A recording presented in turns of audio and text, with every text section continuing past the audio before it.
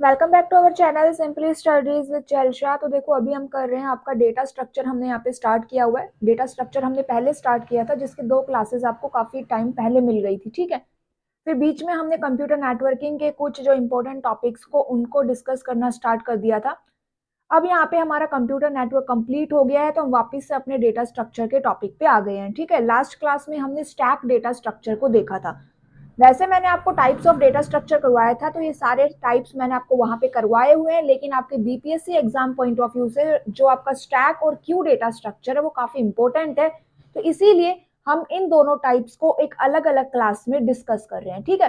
And जितने भी यहाँ से आपके इंपॉर्टेंट क्वेश्चन बनते हैं उनको मैं यहाँ पे डिस्कस करूंगी। इसके अलावा लास्ट क्लास जरूर देख लेना, क्योंकि उसके अंदर मैंने आपको infix to postfix convert करना, पोस्ट फिक्स से इनफिक्स में कैसे कन्वर्ट करते हैं, ये जो अर्थमेटिक एक्सप्रेशंस होते हैं ना, इनफिक्स, प्रीफिक्स, पोस्ट फिक्स, इनके न्यूमेरिकल आपको वहां पे सॉल्व करवाए थे। तो काफी इंपॉर्टेंट क्लास है, जरूर देख लेना। क्लास अच्छी लगती हो तो ज्यादा से ज्यादा अपने फ्रेंड सर्कल में शेयर कर दिया करो, ठीक है। अब यहाँ पे देखिए ये आपका क्यू डेटा स्ट्रक्चर है। लगभग हमारा बीपीएससी के जितने इंपॉर्टेंट टॉपिक्स है उनको सबको हमने डिस्कस कर लिया है, ठीक है। लगभग सभी टॉपिक्स हो गए हैं। आपका कंप्यूटर फंडामेंटल हो गया है। एमसीक्यूज क्लासेस का जो लिंक होता है वो मैं आपको साथ ही साथ में प्रोवाइड करवाती हूँ, तो आप अपने एमसीक्यूज की प्रैक्टिस वहां से कर सकते हो। कंप्यूटर आर्किटेक्चर कंप्लीट हो गया है, ठीक है। उसके अलावा आपका जो कंप्यूटर नेटवर्क है वो काफी अच्छे से कंप्लीट हुआ है। कंप्यूटर नेटवर्क के बाद हमने डिजिटल इलेक्ट्रॉनिक्स भी काफी अच्छे से कंप्लीट कर ली है, ठीक है। एंड आज आपका जो डेटा स्ट्रक्चर है वो भी कंप्लीट हो जाएगा, ठीक है। अब यहाँ पे देखिए ये सब कंप्लीट हो गया है। अब आपको क्या क्या करना है, देखो एक आपको मैं पहले भी बताती हूँ कि सी प्लस प्लस लैंग्वेज काफी इंपॉर्टेंट है। सी प्लस प्लस लैंग्वेज की 2 क्लासेस अवेलेबल है, एक इसकी थ्योरी क्लास है, एक इसकी एमसीक्यू की क्लास है। इन दोनों को देख लीजिएगा, सी प्लस प्लस के क्वेश्चन आपके वहां से बन जाएंगे। फिर उसके बाद एक आता है आपका एसक्यूएल। एसक्यूएल की भी 2 क्लासेस अवेलेबल है, एक इसकी थ्योरी क्लास है, एक इसकी एमसीक्यूज क्लास है। इसके दोनों आप देखोगे तो आपके क्वेश्चन मोस्टली क्वेश्चन आपके वहां से बन जाते हैं, ठीक है। एक एक की क्लास अवेलेबल है। मैंने एक एक क्लास में ये सारे टॉपिक्स, इसके इंपॉर्टेंट जितने भी टॉपिक्स बनते हैं उन सबको कवर करवा रखा है। उसके बाद आपके एग्जाम पॉइंट ऑफ व्यू से भाई HTML भी इंपॉर्टेंट है, तो HTML की क्लासेस अवेलेबल है। एक HTML की जो एक क्लास अवेलेबल है उसके अंदर लगभग HTML का जितना बेसिक है वो कवर किया गया है। फिर एक क्लास में HTML की जो HTML में टेबल्स होती है उनके बारे में डिस्कस किया गया है। HTML में फॉर्म्स क्या होते हैं, HTML में फ्रेम्स क्या होते हैं, ये सारी क्लासेस हो रखी है, ठीक है। एंड उसके साथ आपकी कंप्यूटर नेटवर्क की जो एमसीक्यू की क्लास थी उसमें आपके HTML के एमसीक्यूज भी इंक्लूडेड थे। वीडियो के एंड में मैं आपको HTML का जो एक प्लेलिस्ट अवेलेबल है वो प्रोवाइड करवा दूंगी, तो एक बार अपने HTML को वहां से कवर कर लेना। देखो इतना टाइम नहीं है अभी आपके पास कि हम उन्हीं सभी क्लासेस को फिर से स्टार्ट करें जो क्लासेस ऑलरेडी पहले से काफी अच्छे से आपके सामने डिस्कस की गई थी। जब हम ट्री 2 की बात कर रहे थे तब मैंने ये सारे टॉपिक्स वहां पे करवाए थे, ठीक है। तो इनका लिंक मैं आपको डिस्क्रिप्शन बॉक्स में भी दे दूंगी एंड वीडियो के एंड में भी प्रोवाइड करवा दूंगी। तो सी प्लस प्लस, HTML और यहाँ पे SQL, ये 3 क्लासेस जरूर देख लेना, ठीक है। क्लासेस 3 नहीं है, ये 3 प्ले लिस्ट है, तो जरूर देख लेना।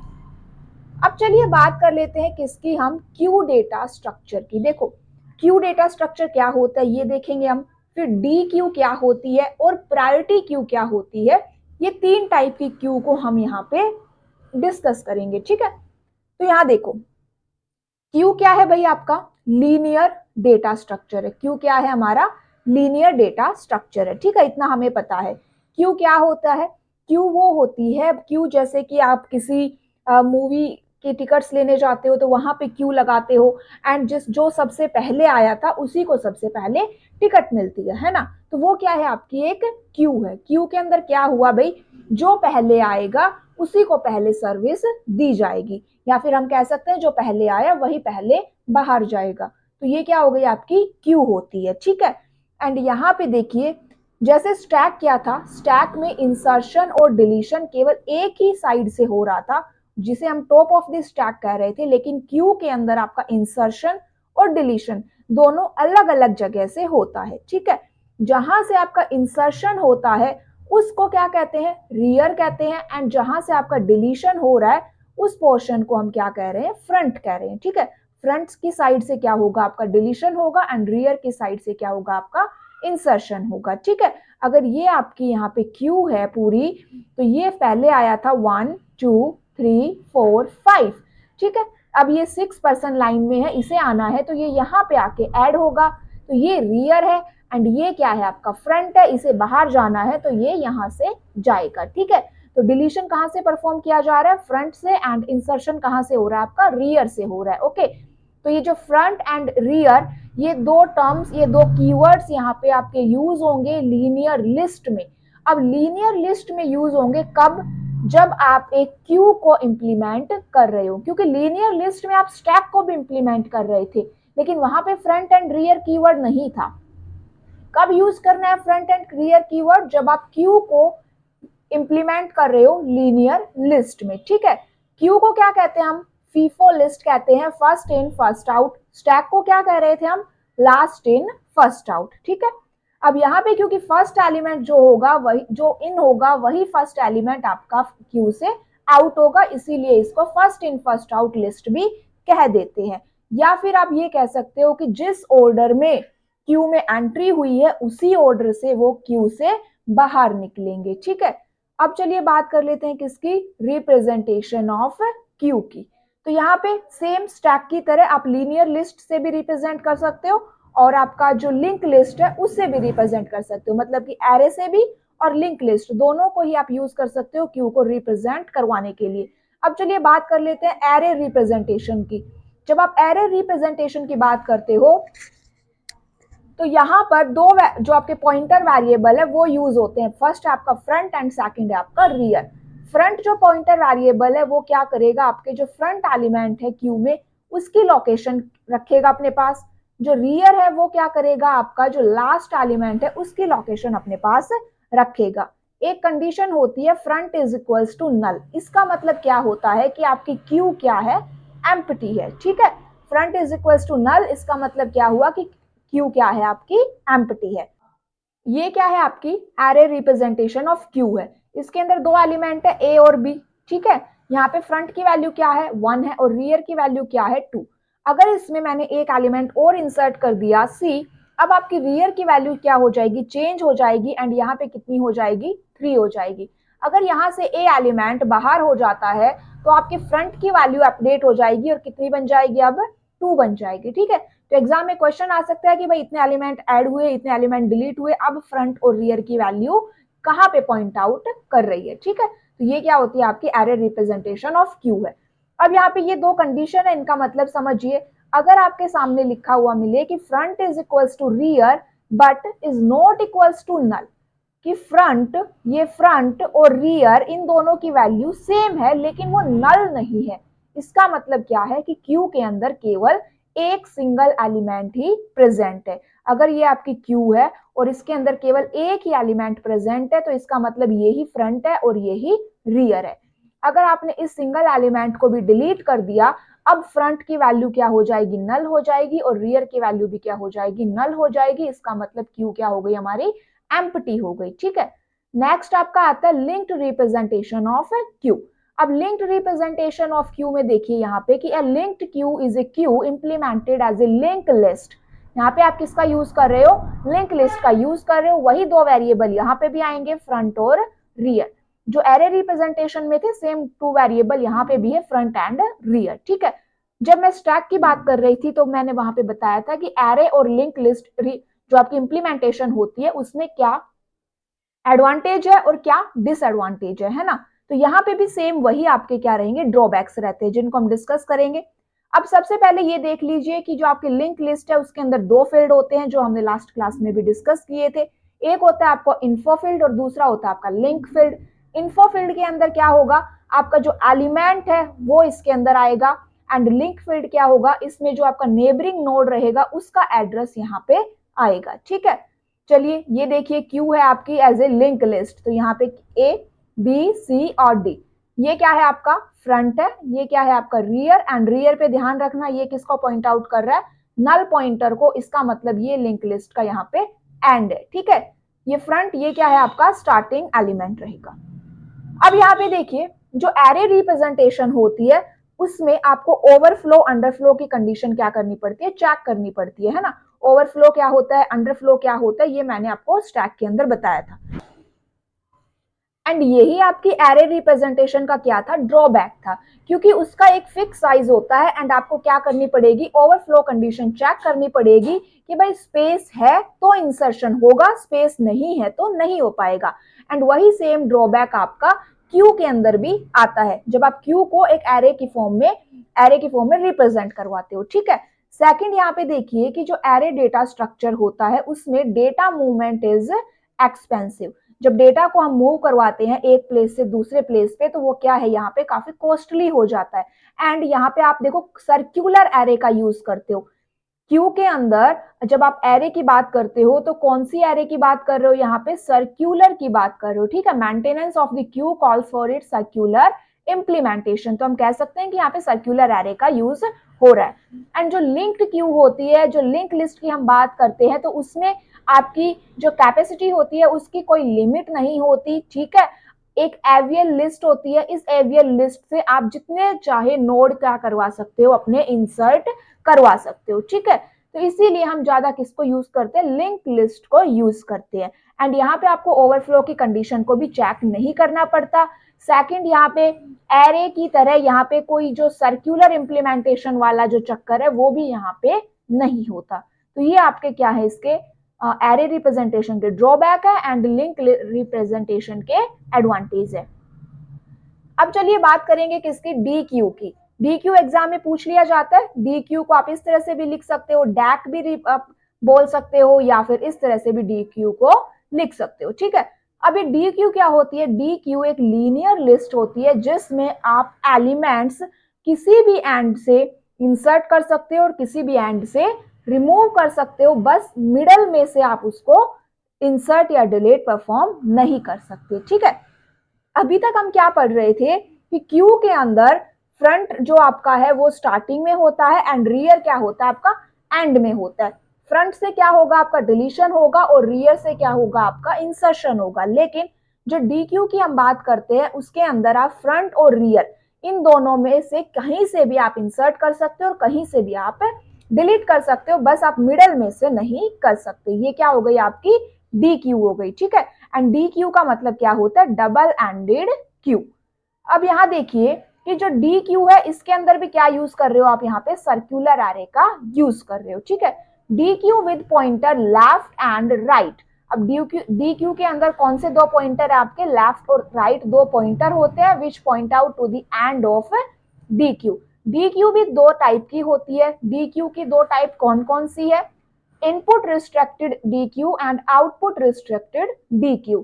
इनपुट रिस्ट्रिक्टेड DQ का मतलब क्या हुआ कि आप यहाँ पे इनपुट का मतलब क्या हुआ, इनपुट रिस्ट्रिक्ट हो गई, मतलब कि इंसर्शन केवल एक ही साइड से होगा और डिलीशन आपका दोनों एंड से हो सकता है। आउटपुट रिस्ट्रिक्टेड DQ, इसका मतलब क्या हुआ, आउटपुट को रिस्ट्रिक्ट कर दिया गया, मतलब कि आउटपुट केवल जो आपका डिलीशन है, आउटपुट का मतलब क्या हुआ कि जो डिलीशन है वो केवल एक साइड से होगा और इंसर्शन आप कहीं से भी कर सकते हो, किसी भी एंड से कर सकते हो, मिडल से नहीं कर सकते, ठीक है। तो यहाँ पे ये दो आपकी डी क्यू होती है। एग्जाम में पूछ सकता है कि भाई इनपुट रिस्ट्रिक्टेड डी क्यू क्या होती है, आउटपुट रिस्ट्रिक्टेड डी क्यू क्या होती है, ठीक है। तो इतना हमें समझ में आया। थर्ड यहाँ पे आती है आपकी प्रायोरिटी क्यू। अब ये प्रायोरिटी क्यू क्या होती है वो देखो, priority queue is a collection of elements such that each element has assigned A priority. Priority queue के अंदर क्या कर दिया जाता है, हर एक एलिमेंट को एक प्रायोरिटी दे दी जाती है, उसको एक प्रायोरिटी नंबर दिया जाता है, ठीक है।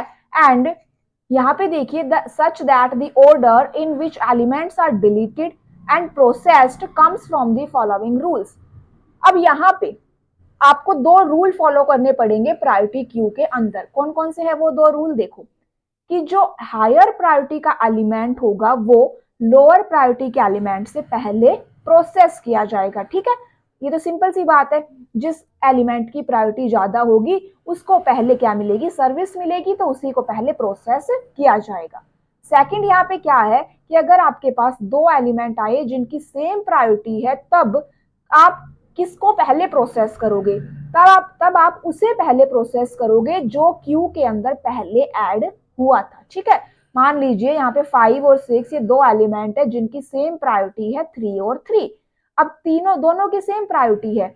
अब किसको प्रोसेस करोगे, तो 5 पहले आया था क्यू के अंदर, इसीलिए 5 को पहले प्रोसेस किया जाएगा। ये क्या होती है, आपकी प्रायोरिटी क्यू होती है, ठीक है। समझ में आया। प्रायोरिटी क्यू के लिए भी आप रिप्रेजेंटेशन की जब बात करते हैं तो आप एरे और लिंक लिस्ट का हम इसमें यूज करते हैं। तो जितना कम प्रायोरिटी नंबर होता है प्रायोरिटी उतनी ही ज्यादा होती है। एंड यहाँ पे देखिए जब आप लिंक लिस्ट की बात करते हो, प्रायोरिटी क्यू यहाँ पे यूज हो रही है, तो यहाँ पे एक बॉक्स एक्स्ट्रा मिलेगा आपको। ये तो आपका एलिमेंट हो गया, एंड ये क्या है, आपका प्रायोरिटी नंबर हो गया, और ये क्या है, आपका लिंक फील्ड हो जाएगा, ठीक है। तो यहाँ पे आपको 3 बॉक्स देखने को मिलेंगे। फर्स्ट आपका इन्फो फील्ड रहेगा, सेकंड आपका प्रायोरिटी फील्ड रहेगा, एंड थर्ड आपका लिंक फील्ड रहेगा। तो ये क्या थी, आपकी प्रायोरिटी क्यू की थी, ठीक है। तो यहाँ पे हमने क्यू डेटा स्ट्रक्चर को कंप्लीट कर लिया है। एंड याद रखना, जो क्यू डेटा स्ट्रक्चर है उसको पाइल भी कह देते हैं। क्या कह देते हैं, उसको पाइल भी कह देते हैं। अगर हम बात करें आपकी applications of Q data structure की, तो जब मैंने आपको डेटा स्ट्रक्चर की टाइप्स करवाई थी तो वहां पे मैंने आपको इसकी एप्लीकेशंस भी करवाई थी, ठीक है। तो अगर आपको याद नहीं है तो एक बार वो क्लास देख लीजिएगा। अब ये हो गया आपका क्यू डेटा स्ट्रक्चर, यहाँ पे कंप्लीट हो जाता है। अब आप जब हम डेटा स्ट्रक्चर हमने पहले स्टार्ट किया हुआ था तो हम वहां पे ग्राफ कर रहे थे। लास्ट हमने मिनिमम स्पैनिंग ट्री कर लिया था, क्रूस्कल्स एंड प्रिम्स एल्गोरिदम हमने वहां पे कर ली थी, ठीक है। तो ग्राफ का आपका एक टॉपिक रह गया था, वो थी आपकी ट्रैवर्सिंग ऑफ ग्राफ, जिसमें आपकी आती है डीएफएस और बीएफएस। अब हम इन दोनों को डिस्कस करेंगे, ठीक है। डीएफएस और बीएफएस इनको हम डिस्कस करेंगे, एंड फिर आपका जो डेटा स्ट्रक्चर है वो कंप्लीट हो जाएगा। एक क्लास और रह जाएगी, वो क्या है, आपकी सर्चिंग एंड शॉर्टिंग एल्गोरिदम्स, जिसके अंदर आपकी लीनियर सर्च, बाइनरी सर्च, और उसके अलावा इंसर्शन शॉर्टिंग, क्विक शॉर्टिंग, आपकी selection short, radix short, heap short, ये जितने भी शॉर्टिंग एल्गोरिदम्स है ना, ये है। लेकिन इनकी एक क्लास ऑलरेडी मैंने करवाई हुई है, आपकी 1 आवर या 50 टू 55 मिनट्स की वो क्लास है, ठीक है। लिंक मैं आपको प्रोवाइड करवा दूंगी, तो अगर आपको इंपॉर्टेंट लगता है तो सर्चिंग एंड शॉर्टिंग एल्गोरिदम को वहां से कर लीजिएगा, ठीक है। इसके साथ क्या हो जाएगा, फिर आपका डेटा स्ट्रक्चर कंप्लीट हो जाएगा। एंड नेक्स्ट क्लास में हम जो आपके नेक्स्ट क्लास में हम जो आपका बीपीएससी ट्री 1 और ट्री 2 में डेटा स्ट्रक्चर से रिलेटेड जितने क्वेश्चंस आए थे उनको हम डिस्कस करेंगे, ठीक है। तो यहाँ पे आपका डेटा स्ट्रक्चर क्या हो जाएगा, फिर पूरी तरह से कंप्लीट हो जाएगा। सारे इंपॉर्टेंट टॉपिक्स हमने यहाँ पे डिस्कस कर लिए। मैं सजेस्ट करूंगी कि आप सर्चिंग एंड शॉर्टिंग एल्गोरिदम की क्लास जरूर देख लीजिए, अगर आपको न्यूमेरिकल सॉल्व करने में प्रॉब्लम आती है तो, ठीक है। क्लास अच्छी लगे तो जरूर शेयर करना। ग्राफ के लिए 2 टेक्निक होती है जिससे हम ट्रैवर्स कर सकते हैं, डीएफएस और बीएफएस। आज हम इन दोनों टेक्निक को विद एग्जांपल यहाँ पर देखेंगे। देखिए ट्री के लिए भी 2 टेक्निक होती है, डीएफएस और बीएफएस। यहाँ पे हम ग्राफ्स की टेक्निक देखने वाले हैं। डीएफएस का पूरा नाम होता है डेप्थ फर्स्ट सर्च, और ये टेक्निक ट्री की डीएफएस से कैसे अलग है, तो देखिए ग्राफ के अंदर एक साइकिल बनता है, लेकिन ट्री के अंदर साइकिल नहीं होता। केवल ये एक ही डिफरेंस है दोनों टेक्निक्स के बीच में। अब देखिए कि इसमें एक्चुअली में होता क्या है। तो डीएफएस में हम क्या करेंगे, एक रूट नोड से क्या करते हैं, स्टार्ट करते हैं, और फिर हम बाकी के नोड्स को एक्सप्लोर करते हुए जाएंगे बिफोर दी बैक ट्रैकिंग, क्योंकि इसमें लास्ट में क्या होगी, जब लास्ट नोड पे आ जाएंगे तो बैक ट्रैकिंग होती है। अब ये एक ग्राफ है, इसमें एक एरे है विजिटेड नोड्स की हमने बना ली, और इसमें डीएफएस में क्या यूज होता है, स्टैक। स्टार्टिंग में दोनों ही क्या होती है, एम्प्टी होती है। अब देखिए स्टार्टिंग नोड क्या है इसके अंदर, 0, तो हमने 0 को विजिट किया और हमारी विजिटेड एरे में ऐड कर दिया, ठीक है। उसके बाद 0 के एडजेसेंट नोड्स कौन कौन से हैं, 1, 2 और 3। अब स्टैक देखिए, स्टैक के अंदर इंसर्शन और डिलीशन हमेशा टॉप ऑफ द स्टैक से होता है। तो फिर पहले 3 ऐड हुआ, फिर 2 ऐड हुआ, और सबसे टॉप में कौन रहेगा, 1 रहेगा, ठीक है। अब हम किसको विजिट करेंगे, अब हम 1 को विजिट करेंगे। 1 को हमने विजिटेड एरे में डाल दिया। 1 के एडजेसेंट नोड्स कौन से हैं, कोई भी नहीं है। 1 को स्टैक से रिमूव कर दीजिए। अब किसका टर्न आएगा, अब 2 टॉप ऑफ द स्टैक पर है, तो हम किसको विजिट करेंगे, 2 को विजिट करेंगे। 2 को हमने क्या किया, विजिट किया और विजिटेड एरे में लिख दिया। अब 2 के एडजेसेंट नोड कौन कौन से हैं, 3 और 4, ठीक है। 2 को स्टैक से रिमूव कर दीजिए और इसके एडजेसेंट नोड्स को हम क्या कर देंगे, स्टैक में एंटर कर देंगे। 3 पहले से ही है, अब बचा कौन, 4। 4 कहां पे एंटर करेगा, टॉप ऑफ द स्टैक पर। अब टॉप पे कौन है, अब है 4, तो किसको विजिट करेंगे हम, 4 को विजिट करेंगे। 4 हमने एरे में लिख दिया। 4 के एडजेसेंट नोड कौन कौन से हैं, 2 और 3। 2 ऑलरेडी विजिट किया जा चुका है और 3 पहले से ही स्टैक के अंदर है। 4 को रिमूव कर दिया स्टैक से, बचा कौन, 3। 3 को विजिट कर लीजिए। 3 के एडजेसेंट नोड्स में कौन है, 0 और 2, दोनों को पहले से विजिट किया जा चुका है। 3 को हमने स्टैक से रिमूव कर दिया और स्टैक क्या हो गई हमारी, एम्प्टी। तो ये जो हमारे पास एक लिस्ट आई, ये क्या आई, हमारी डीएफएस की ट्रैवर्सिंग लिस्ट आ गई। पहले 0, फिर 1, फिर 2, फिर 4 और फिर 3। ठीक है, तो इस तरह से हम किसी भी ग्राफ का क्या फाइंड आउट कर सकते हैं, डीएफएस ट्रैवर्सिंग। समझ में आया। अब चलिए इसकी कॉम्प्लेक्सिटी की बात कर लेते हैं। कॉम्प्लेक्सिटी क्या होती है, v प्लस ई, वर्टेक्स प्लस एजेस। एप्लीकेशंस क्या है, हम ग्राफ में साइकिल डिटेक्ट कर सकते हैं, कोई पाथ फाइंड आउट करना हो वो कर सकते हैं, बाइपर्टाइट ग्राफ है या नहीं ये भी हम इस टेक्निक से चेक कर सकते हैं। Strongly connected component of graph find out कर सकते हैं। जब हमने टाइप्स ऑफ ग्राफ देखा था तो वहां पर हमने कनेक्टेड कंपोनेंट भी समझे थे। बैक ट्रैकिंग हो सकती है इसमें। डिसएडवांटेजेस क्या है कि जो डीएफएस है वो गारंटी नहीं देता कि हमें सॉल्यूशन मिलेगा, और वो सॉल्यूशन एक मिनिमल सॉल्यूशन होगा। इस बात की डीएफएस हमें कोई गारंटी नहीं देता है। सेकंड क्या कहता है कि कई बार क्या हो, मान लीजिए हम लेफ्ट साइड में ही जा रहे हैं, एक इनफाइनाइट लूप में हम एंटर कर गए लेफ्ट साइड में और राइट साइड में हम बैक ट्रैक कर ही नहीं पाए। ठीक है, ये क्या है इसके डिसएडवांटेजेस। एडवांटेजेस क्या है कि मेमोरी इसमें कम यूज होती है और यहाँ पे लेस मेमोरी स्पेस आएगा, ये लेस मैं लिखना शायद भूल गई, तो लेस मेमोरी यूज होती है। और सेकंड, अगर हमने राइट पाथ चूज किया है तो हम अपने गोल नोड पर कम टाइम में पहुंच सकते हैं। कंडीशन क्या है, पाथ आपका सही होना चाहिए। अगर पाथ आपने गलत चूज कर लिया तो आप इनफाइनाइट लूप में एंटर कर सकते हो। अब बात करते हैं बीएफएस की, ब्रेथ फर्स्ट सर्च। और इसके अंदर क्या करते हैं हम कि BFS algorithm is used to search a graph data structure for a node that meets a set of criteria. ठीक है, क्या क्राइटेरिया है इसके अंदर कि इसमें हम हमेशा क्या करेंगे, एक रूट से क्या करते हैं, स्टार्ट करेंगे और फिर उस रूट से हम विजिट करना शुरू करेंगे। पहले एक करंट लेवल को पूरा करेंगे, फिर सेकंड लेवल को पूरा करेंगे, फिर थर्ड लेवल को पूरा करेंगे, और इसी तरह से हम सभी नोड्स को क्या करेंगे, विजिट करेंगे। ट्री के अंदर भी बीएफएस सेम ऐसे ही काम करता है, पर डिफरेंस क्या है ट्री के अंदर कि उसके अंदर साइकिल नहीं फॉर्म होती। और डीएफएस में क्या होता है, पहले हम एक डेप्थ को कंप्लीट करते हैं, फिर हम वहां से बैक ट्रैक करेंगे, फिर नीचे जाएंगे और फिर बैक ट्रैक करेंगे। ठीक है, अब बात कर लेते हैं बीएफएस फॉर ए ग्राफ और बीएफएस फॉर ए ट्री में क्या डिफरेंस है। जो मैंने अभी बताया कि बीएफएस फॉर ए ग्राफ के अंदर क्या होता है, एक साइकिल बनता है। इसीलिए हम क्या करते हैं, ग्राफ में 2 एरे बनाते हैं, एक विजिटेड नोड्स के लिए और एक नॉट विजिटेड नोड्स के लिए। विजिटेड के अंदर जो जो को हम विजिट कर लेंगे उनकी एंट्री हम वहां पर करेंगे। ठीक है, इतना हमें समझ में आया। और हम ये पहले से एज्यूम करके चलते हैं कि इसके अंदर हम सभी वर्टिसेस को विजिट कर सकते हैं फ्रॉम द स्टार्टिंग वर्टेक्स। कौन सा डेटा स्ट्रक्चर यूज होता है यहाँ पर, क्यू, और डीएफएस में कौन सा हो रहा था, स्टैक। स्टेप्स क्या क्या है इसके, रूट से स्टार्ट करेंगे हम, फिर उसके नोड्स के को विजिट करेंगे, लेकिन पहले एक लेवल को कंप्लीट करेंगे फिर दूसरे लेवल पे जाएंगे। ठीक है, ये इसके स्टेप्स है। ग्राफ के थ्रू समझते हैं। देखिए यहाँ पे एक ग्राफ गिवन है, हमने 2 एरे बना ली, एक विजिटेड नोड्स के लिए और एक हमने यहाँ पे क्यू यूज करी। क्यू में फ्रंट पे क्या होगा, डिलीशन, और रियर पे क्या होता है, इंसर्शन। इतना हमें पता है। तो चलिए स्टार्टिंग में दोनों क्या रहेंगी, एम्प्टी रहेंगी। स्टार्ट करते हैं अपने रूट नोड से जो क्या है 0। 0 को हमने क्यू में एंटर किया। ठीक है, 0 को क्यू में एंटर किया, फिर 0 को क्या करेंगे, हम विजिट करेंगे, तो विजिटेड एरे में चला जाएगा और क्यू से हम इसको रिमूव कर देंगे।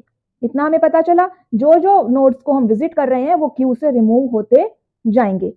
अब 0 को विजिट कर लिया, अब 0 के जो एडजेसेंट नोड्स है उनको हम चेक करते हैं। तो 0 के एडजेसेंट है 1 और 2, तो 1 और 2 को हमने क्यू में क्या करवा लिया, एंटर करवा लिया। ठीक है, देखिए नीचे जैसे यहाँ पर दिखाई दे रहा है 1 और 2 हमने क्यू में एंटर करवा लिए। अब फ्रंट पे कौन है, 1, तो मतलब अब किसको विजिट किया जाएगा, 1 को विजिट किया जाएगा और 1 किस में चला जाएगा, विजिटेड एरे में, और Q से ये क्या हो जाएगा, रिमूव हो जाएगा। अब 1 के एडजेसेंट नोड्स कौन कौन है, यहाँ पे हम लिख लेते हैं, जैसे 1 और 2 0 के नोड्स थे, 1 को हमने विजिट कर लिया और उसको विजिटेड एरे में उसको हमने एंट्री दे दी। अब 2 क्या बन गया, 2 फ्रंट पे आ जाएगा और 1 के एडजेसेंट नोड्स कौन है, 3, तो 3 को हमने क्या करवा दिया, इंसर्ट करवा दिया। अब 2 फ्रंट पे है तो 2 को विजिट किया हमने, 2 का देखिए नोड्स कौन कौन से एडजेसेंट, 2 के नोड्स है 0 1 और 4, 0 और 1 ऑलरेडी विजिटेड है, 4 को क्या करवा दीजिए, क्यू में इंसर्ट करवा दीजिए और 2 हमने क्यू से रिमूव कर दिया है। 3 को हमने अब विजिट किया, ठीक है, 3 को हमने क्यू से रिमूव कर दिया।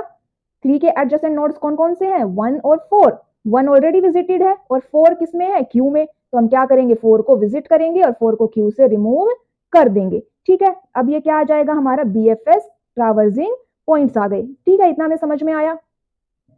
अब यहाँ पे देखिए 0 1 2 3 4 इस तरह से क्या करेंगे, हम इनको विजिट करेंगे। एडवांटेजेस क्या, BFS में हम अपने गोल तक पहुंचेंगे, फिर चाहे आप राइट पाथ चूज करें या कोई और गलती से दूसरा पाथ चूज कर ले। मिनिमल सॉल्यूशन देता है ये हमें। डिसएडवांटेज क्या है, इसमें मेमोरी स्पेस ज्यादा कंज्यूम होता है, टाइम कॉम्प्लेक्सिटी ज्यादा है, और अगर सभी नोड्स की डेप्थ लेवल इक्वल है तो ये क्या बन सकता है, long pathway. It has long pathways when all the paths to a destination are at same depth level. तो ये थे आज के हमारे टॉपिक। क्लास अच्छी लगे तो लाइक कर दीजिएगा, अपने फ्रेंड सर्कल में भी शेयर कर दीजिएगा। Thank you.